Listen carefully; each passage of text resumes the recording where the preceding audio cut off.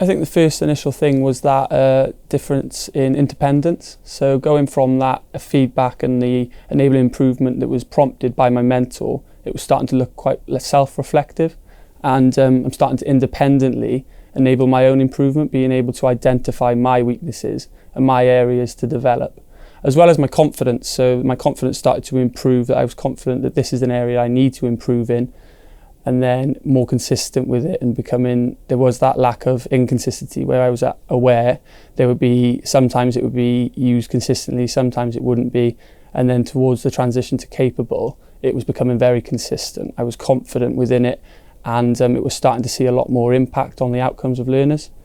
So I guess going from trial and error, going from aware to capable, is going out and actually seeking advice from other members of the department, maybe even trying to look outside the department, just getting their view on it, because maybe my mentor's differentiation might be different to another teacher. So in that way, I'm able to look at all these different types and see what would be best for me and how I could implement it in my teaching and my practice. Also looking at things like advice booklets from Inclusion, which can really focus down on certain individuals to see how or what they need to be successful, to get the outcomes that they need.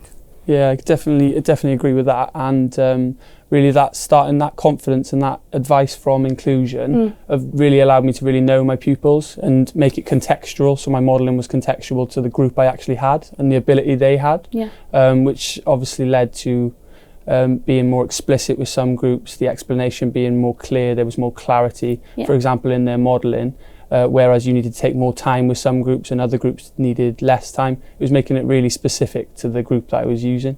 And that just came with more confidence, more independence, and more understanding of your learners. Yeah, and I guess going back from what I said from the previous the clip, is that you are developing your confidence there. You're actually going out and you're making the effort to try and find those things that you need. And that's how you're going to improve, because you need to actually take that first step and you need to try and find your way around it. You need to do what you need to do. Yeah, and in combination with the independence as well, you are still engaging with your mentor and people in the department, but those conversations are a lot deeper now, and they're a lot more focused. And it's focused on the impact, because that's what you're trying to do, is you're trying to get a further impact across the whole of the class, and now those conversations can be deeper than they were when you were, for example, at Aware, where the conversations were more just trying to refine your modelling. Yeah, and I guess working on your, like I said, working on your weaknesses. For example, with my differentiation, and I like questioning. That's something I've really managed to focus on throughout my teaching career. And I would be looking at more, I think what I didn't really do during my PGC is I didn't really focus on the ones that needed help. I sort of focused on the ones who needed challenging. So I think with those deeper conversations, my mentor was able to say to me, you need to do this to support the ones who need the support, but you're doing well with the higher ability. So I think it's refining onto that certain specific area to help you get A's across the board for yourself. I definitely think the collaboration starts to stretch further than the mentor as well now. So outside the department, so if there's someone in the school that has quite strong modelling and has impactful modelling, it's about collaborating with them now to enable improvement, so you can just stretch that and improve that further.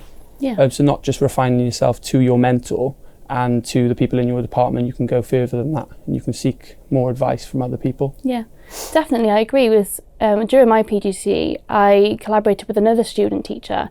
I was able to watch one of their lessons to see what they had learned from their mentor. So I was able to take that feedback on and do it myself, and they were able to do the same. They could apply what I've learned, and it really helped us both actually. And it's a journey together at the end of the day. So I think that's a really beneficial thing to do, is working with a student teachers in the same boat as you. Yeah, that's really helpful. And like you said, it definitely stems from those conversations, those observations, having the opportunity to independently teach as well as team teach. It just comes from a combination of all those methods of collaborating and sharing ideas.